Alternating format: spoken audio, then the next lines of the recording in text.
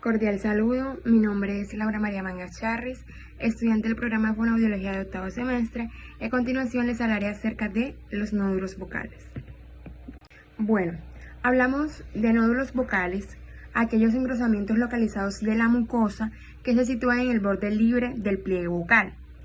Estos, según la etiología, asienten siempre a estar ubicados en el mismo lugar, es decir, entre la unión del tercio anterior y el tercio medio del pliegue vocal, en un punto denominado punto nodular. A esto proviene su nombre.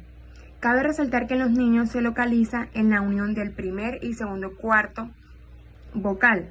Estas lesiones adoptan la forma de engrosamientos grisosos o rosados, como lo mencionaba al principio, de la misma mucosa, con un tamaño y una consistencia variable, por lo que se puede diferenciar.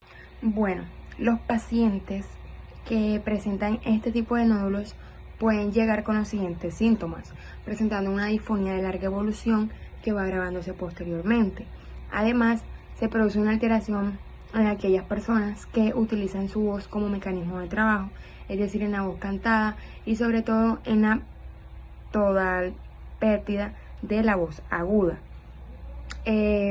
También puede percibirse frecuentemente la valoración negativa de estos mismos pacientes, donde pueden informarnos que no les agrada su voz, no les gusta cuando hablan, no les gusta escucharse, sienten que su voz es demasiado desagradable. Por esto mismo, el profesional, en este caso el fonoaudiólogo, al momento de revisar e identificar este tipo de sintomatología, lo remite al otorrino para que éste pueda obtener, digamos, una información muchísimo más clínica y por él mismo una visualización directa de estas lesiones, en donde pueden utilizar una laringoscopia indirecta o la nasofaringoendoscopia, también como utilidad técnica para el diagnóstico una videoestroboscopia, a través de la cual pueden observar el engrosamiento bilateral de estos nódulos en la unión de la posición que les mencionaba al principio. Teniendo en cuenta su etiología, cabe mencionarles que estas se originan como respuesta a un estrés crónico producido por la misma fricción excesiva de las cuerdas vocales, provocando en su inicio una congestión vascular que posteriormente conformaría a un edema o una lesión entre sí. Otros factores irritantes externos no son tan importantes para la misma fisiopatología de esta. Sin embargo, estas aparecen con muchísima más frecuencia en nosotras las mujeres, debido a que nuestras cuerdas vocales son mucho más cortas que a la de los hombres y ondulan con más frecuencia, es decir, manteniendo una voz aguda. Estas aparecen, según la literatura, entre la segunda y quinta década de la vida. Ahora bien, existen esos tipos de nódulos que pueden diferenciarse. En primer lugar, hablamos del nódulo espinoso, aquel que es formado por una minúscula espícula blanquicia que a menudo puede ser recubierta de moco y en dados los casos que se pueden ver puede pasar desapercibido.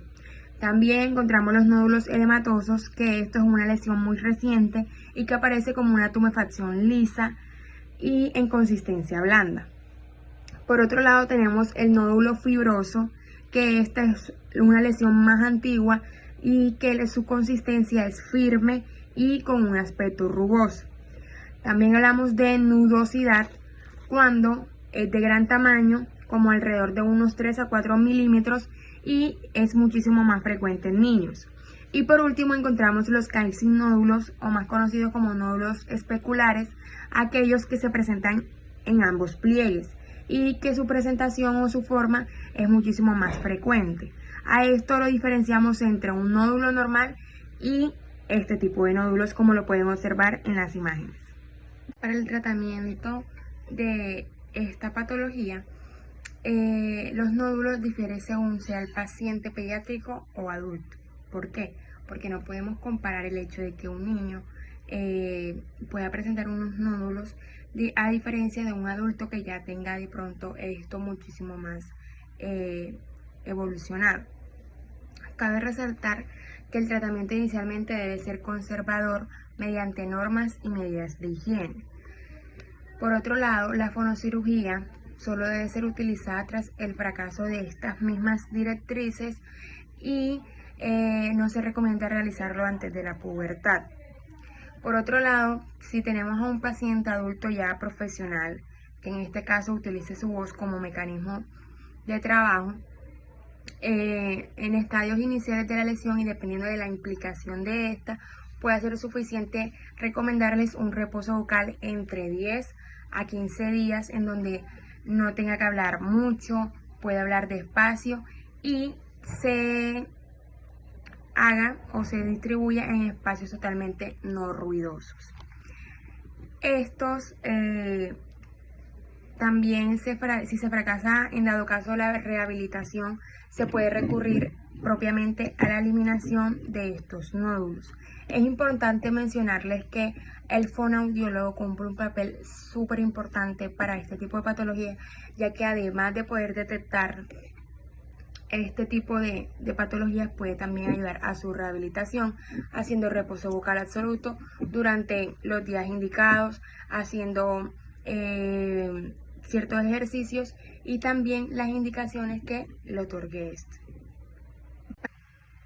Para ya terminar, es importante decirles que nosotros como fonoaudiólogos apropiamos y estamos muy directamente conectados con este tipo de patologías, ya que además de poder detectar y rehabilitar esta misma patología, podemos generar y contribuir a la mejora del paciente para contribuir de pronto a su técnica vocal y el control de los ejercicios de respiración, ya que estos son muy importantes para contribuir a el estado mejorativo y rehabilitador del paciente. Gracias.